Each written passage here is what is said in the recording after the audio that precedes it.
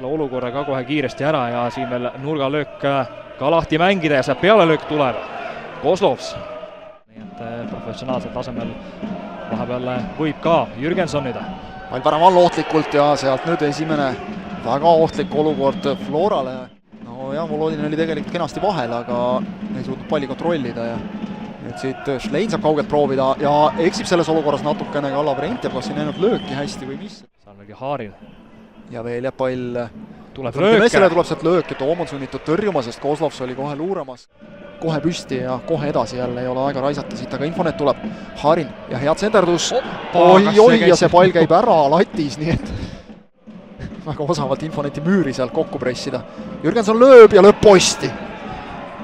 Kas oli väike rikošeit ka selles olukorras? Sapinen veel võitleb ja nüüd Sapineni 78. minut. Markus Jürgenson palli taga ei. Lööb Jääger, hoopis lööb teravalt ja Lavrentjev toob alt nurgast palli ära. Hea löök Jäägerilt. Viimasteks minutiteks nüüd hästi liigub palli Infonetil Dmitrijev. Ja üritab sealt Kozlovs väga efektset lööki ja on Haarinil võimalus ja Haarin lööb 6 meetrilt üle.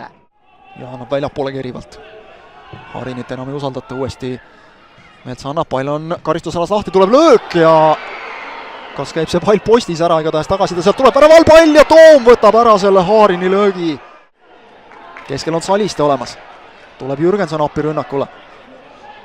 Ja Tamm paneb selle palli Salistele ette sealt ja nüüd Lavrentjevilt veel fantastilisem tõrje kui see, mida tegi Toom teises väljaku otsas. Volodin annab võimsalt selle palli kasti suunas ja sealt Haarin kaotab palli silmist korraks ja tuleb Joonas Tamm, võtab selle palli ära ja ülitulised olid need lõpuminutid.